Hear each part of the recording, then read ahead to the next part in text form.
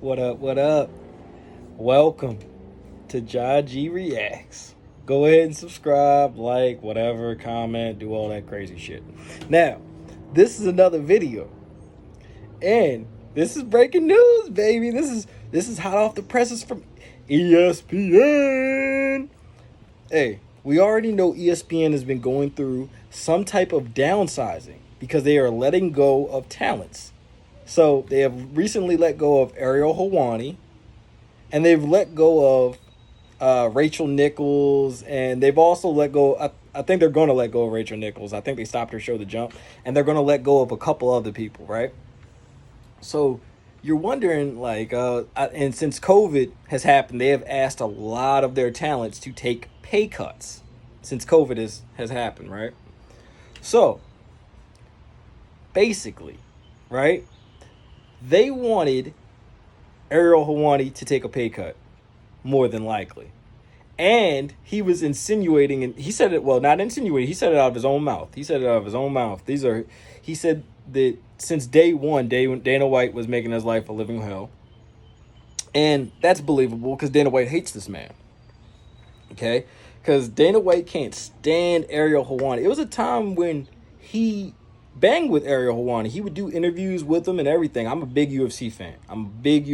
There was a time where he would do after the events, he would talk to Ariel. After the fights, he would talk to Ariel.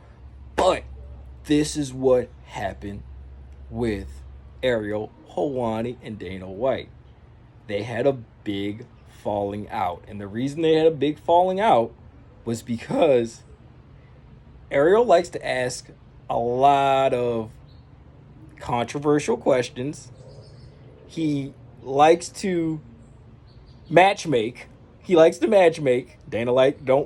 doesn't like the controversial questions sometimes. He doesn't like the fact that this man likes to matchmake.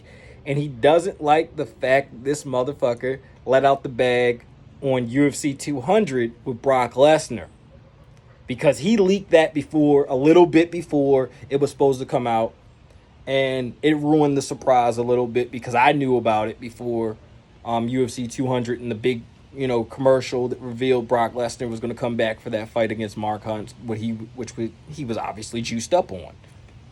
And he shouldn't even have been allowed to come back, but that's neither here nor there. They didn't even let the guy, he didn't even have to do USADA, which was crazy. He got an exemption, came back, beat the shit out of Mark Hunt, and then Mark Hunt wanted to sue them motherfuckers after that because they knew he was juiced to the gills, but that's neither here nor there.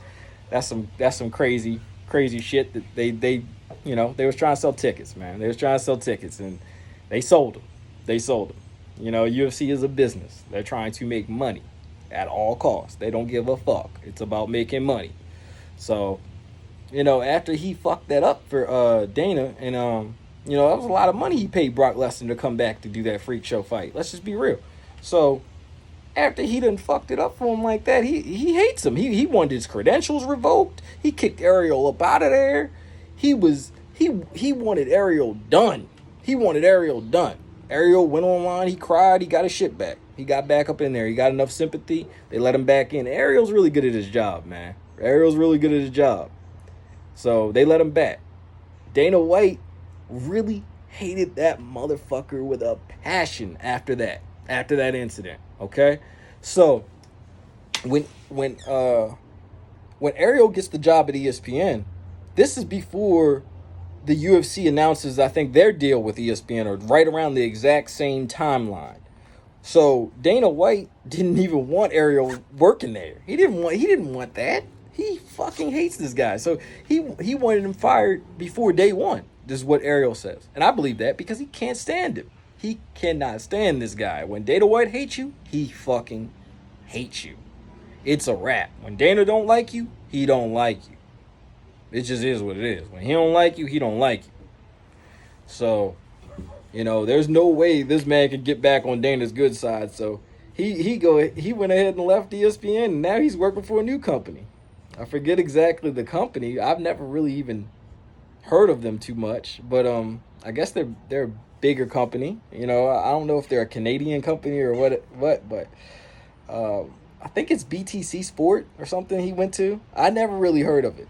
I think it's a Canadian company. I never really heard of it, but I wish Ariel the best, and that's the little T that I heard of why Ariel has left ESPN. That's fucked up, man. That's fucked up, Dana. You know damn well that man does a great job. You gotta let that personal shit go, man. You gotta let that shit go, man. That's petty, man.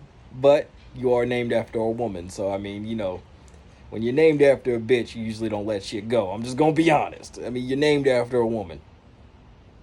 You're a very emotional man. Just being real. He's emotional.